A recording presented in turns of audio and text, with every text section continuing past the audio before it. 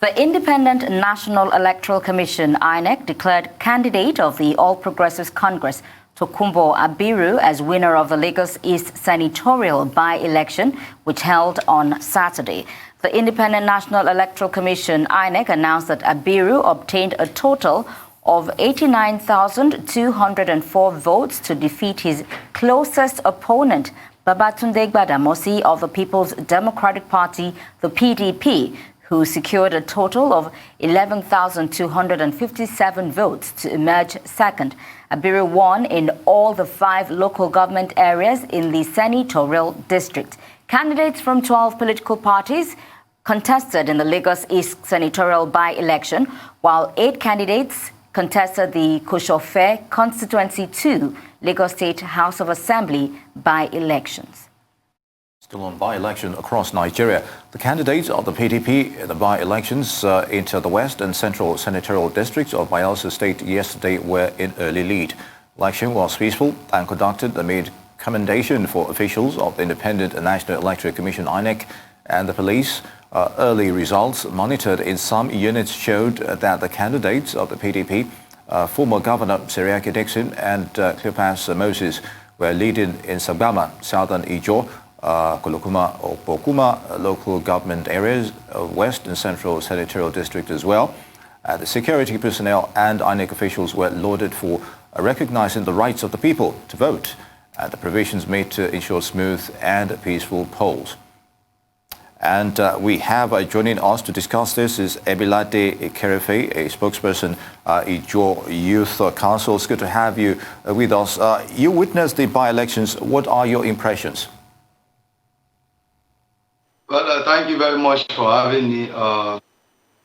Yesterday, there was a senatorial by-election across parts of the country, and Bayelsa too had 2 senatorial districts that were vacant, and the elections were conducted into those offices. First, I must commend INEC and the security agencies for being professional in the discharge of their duties.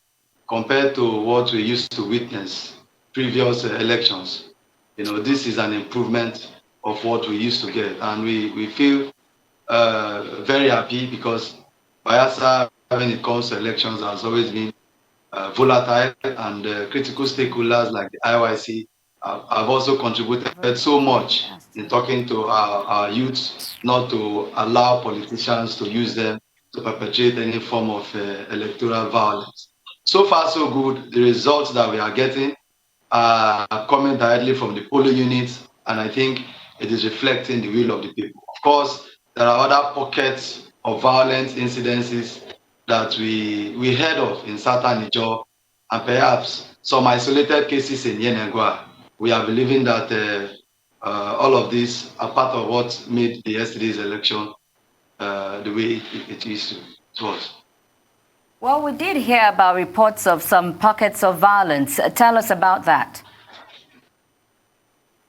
Well, I also heard, because I was in Alibiri community, the home community of one of the senatorial candidates, especially of the APC. So I was in Alibiri also monitoring the development. I heard of an ugly incident in one of the remote communities in Southern Niger, where there was an eruption of violence, and by the reports available, about 2 persons had lost their lives in that ugly incident. So it is a sad reality. We believe that what is also adding up to this kind of violence incidences we are witnessing in that remote part of Bayelsa is because the place is close to the Atlantic Ocean and it is not motorable. We believe strongly that if road has connected down to those communities, it will be very, very difficult for any hoodlum to,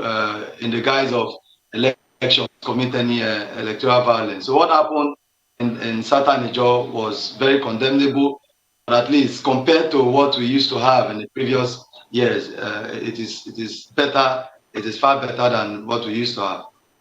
Indeed, Biladi, there should be no place for violence during elections. Now, by-elections by nature are off-season and may affect voter turnout. So how would you assess response towards this particular by-election and its impact? Was there enough public enlightenment just before the polls?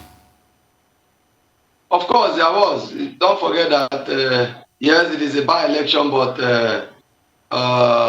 the candidates, the personalities who are contesting that election also contributed to the high level of preparedness by the electorate. So it was not like a by-election, I may say. The voter turnout was very impressive. People came out to exercise their franchise considering the nature of the country. As IYC, we are also much concerned because we also want a National Assembly that will be very proactive, responsive to issues bordering this region. So there is a general consensus of opinion that we need credible people in the National Assembly that can speak on behalf of the Bayelsa people and the entire Ijaw nation. So there was massive mobilization in terms of voters, and I can assure you that the results we have gotten so far, it is a reflection of the will of the people. And just as you said, Governor Dewey did say that the Senate is not a place for jokers. What's the strength of the candidates? Serake Dixon, we know as a former governor of the state, but Cleopas Moses, what do we know about him? Well, for Cleopas Moses, he is the PDP candidate for the Central Senatorial elections.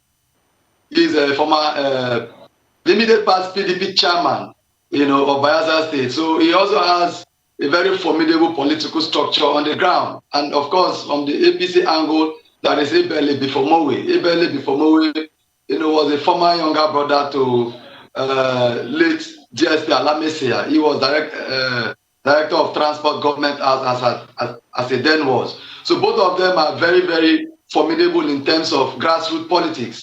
And so what demonstrated in Southern Ijaw and other parts of the senatorial district, like I said, is a contest between two political gladiators. So there was this massive mobilization of voters to cast their vote for the candidate of their choice. And I believe that the electorates have decided. We are waiting for INEC to do the final collation so that a winner will be announced, so that they can be in the National Assembly, because Bayelsa State has been changed for a very long time, and we are very worried as a people.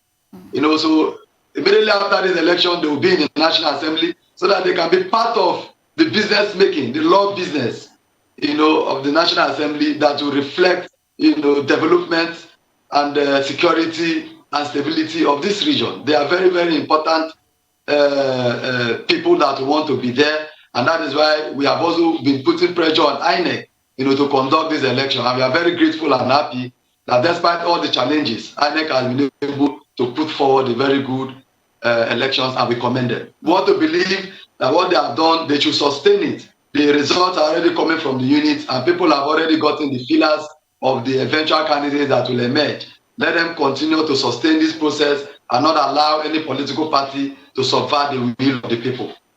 Indeed, Ebiladi, you've also spoken in your capacity, but as a group, the IYC now, what is your position on the conduct of this by-election so far? Our position is very clear. The IYC is a non-partisan revolutionary group in the Niger Delta, and our concern is to have candidates that will speak fearlessly, courageously in the National Assembly. Those are the kind of candidates we are looking at, and that is why we are calling on the Bayelsa people to look at the candidates who are jostling for this position. Take a look at their past antecedents. Take a look at those who are nationalists, people who have the burning desire of the Ijaw nation at heart. Because Nigeria is currently at the crossroad. Want members of the National Assembly that will be able to speak out the true position of the people of the Niger Delta. So those are the kind of candidates we are looking at. And that is why we are very, very instrumental in the peaceful elections that was conducted just yesterday. And we hope that finally Bayelsa Central and West Senatorial districts will have representation at the National Assembly. Ebilade Ekerefe, spokesperson, Ijo Youth Council, many thanks for joining us on Newsday.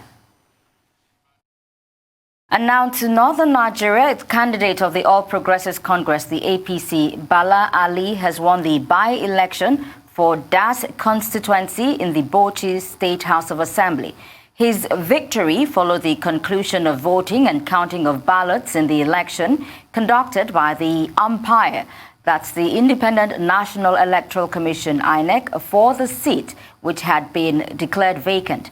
INEC's returning officer for the election, Professor Mohammed of the Abubakar Tafawa Balewa University, declared Ali as the winner of the Saturday poll in the state. The APC candidate polled a total of 12,299 votes to defeat Lawal Umar of the People's Democratic Party, the PDP, who scored 11,062 votes. And there was a mild drama in Owerri when the Independent National Electoral Commission declared APC winner of the by-elections in that state. The Independent National Electoral Commission on Sunday declared the All Progressives Congress APC winner of the by-election in the Imo North Senatorial District, but it named no candidate as the victor. Both Ifeanyi Rarume and Chukwuma Francis Ibezim are laying claim to the APC ticket in the Senatorial District, a tussle that has led to several court cases. From the declaration of INEC's returning officer Hakim Adikum, the APC won the election by polling 36,811 votes, while Emmanuel Kewolonu of the People's Democratic Party came behind by scoring 31,903 votes. Neither Rarume nor Ibezim was declared and returned as the actual winner on the platform of the APC due to many court orders for and against them. This development eventually led to disquiet in the hall. And conventional media practitioners have been urged to stand out amongst the crowd when it relates to fake news, misinformation and disinformation in society. The Minister of Information and Culture, Lai Mohammed, made the appeal at his ongoing engagement with stakeholders after the End SARS protests. The minister, who was speaking with editors in Lagos, said the reportage of the Lekki shooting was imaginative rather than actual, saying the professionals relied on social media when it should be the other way round. Mohammed said no group is better placed than professional journalists to lead the narrative of what happened on October the 20th at Lekki. He said less attention was paid to the barbaric and gruesome murder of security agents by hoodlums during the crisis, while everyone was fixated on what he termed the fake massacre at the Lekki toll gate. On our part, we will not sit down and allow a reckless use of social media to aggravate our fault lines and throw the country into turmoil. But in covering the excesses of social media, rest assured, gentlemen, that we will neither shut down the internet nor stifle press freedom or free speech, as some have insinuated. We also acknowledge that social media is here to stay. That in addition to the killing of security agents, 8 medium security custodial centers in 6 states of Edo, Lagos, Abia, Delta, Ondo, and Ebonyi states were attacked with 1,957 inmates, most of them dangerous criminals, set free. Add that to the fact that over 100 AK-47 rifles were stolen by hoodlums as they burnt police station after police station, and you will understand the gravity of the situation. The spectre of hoodlums armed with AK-47 roaming the streets and other roads will send jitters down the spine. Now this is haunting all of us. Wittingly or unwittingly, we have succeeded in scaring policemen off their beats. Today, many of them are even afraid to wear their uniforms. And the result has not been pleasant. in terms of security of life and property. We all owe it a duty to empathize with and appreciate our security agents, and should resist the temptation to tar all of them with the same brush. No life is more important than the other, and respect for human rights should not be selective.